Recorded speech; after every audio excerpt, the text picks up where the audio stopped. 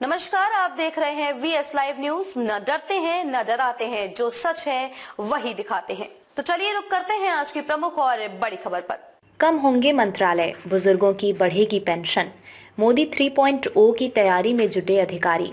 Bharatiya Janata party Lok Sabha चुनाव में अपनी जीत को लेकर आश्वस्त दिख रही है।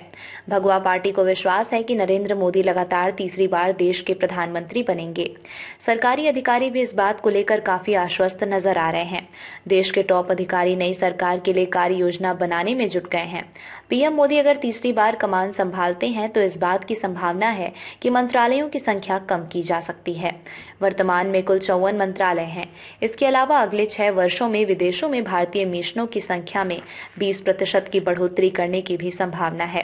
बुनियादी ढांचे में अधिक प्राइवेट निवेश के साथ साथ प्राथमिकता वाली परियोजनाओं के लिए भूमि अधिग्रहण को आसान बनाने के लिए तंत्र विकसित करने पर जोर रहेगा। इस महीने कैबिनेट सचिव द्वारा बुलाई गई बैठकों के दौरान चर्चा किए जाने वाले एक मसौदा पत्र में 2030 तक पेंशन लाभ के साथ वरिष्ठ नागरिकों की हिस्सेदारी को 22% से दोगुना कर 50% करने का लक्ष्य रखा गया है।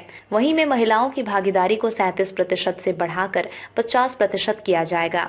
आपको बता दें कि दुनिया में ये औसत करीब 47% है। नई सरकारी वाहनों की बिक्री पर जोर देने वाली होगी। इसकी हिस्सेदारी 7% से बढ़ाकर 30% से अधिक करने का लक्ष्य तय किया गया है। सूत्रों ने कहा कि 2030 तक अदालतों में लंबित मामलों की संख्या वर्तमान में 5 करोड़ से घटाकर 1 करोड़ से कम करने का भी लक्ष्य रखा जाएगा।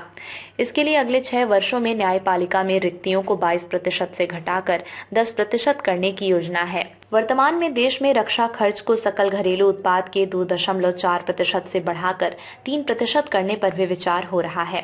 अनुसंधान के लिए रक्षा बजट की हिस्सेदारी 2% से बढ़ाकर 3% करने पर भी चर्चा हो रही है। इस दौरान दुनिया भर से हथियारों के आयात में भारत की हिस्सेदारी आधी करने की परिकल्पना की गई है।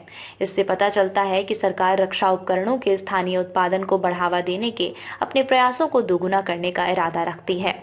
हालांकि इनमें से कई मुद्दों पर पहले भी चर्चा की गई है, लेकिन चुनाव की घोषणा से पहले पीएम के साथ चर्चा ने उन्हें फिर से पटरी पर ला दिया है। पहले की बैठक के दौरान अधिकारियों ने परिवहन क्षेत्र के मंत्रालयों को मर्ज करने का आह्वान किया था। कैबिनेट सचिव स्तर की चर्चा में बताया गया है कि चीन में 26, ब्राजील में 23 और अमेरिका में सिर्फ 15 मंत्रालयों के साथ सरकार चलती है। खबरों में अब तक के लिए बस इतना ही। फिर होगी आपसे मुलाकात ऐसी किसी बड़ी और खास खबर के साथ। तब तक के लिए नमस्कार और देखते रहिए वीएस लाइव न्यूज।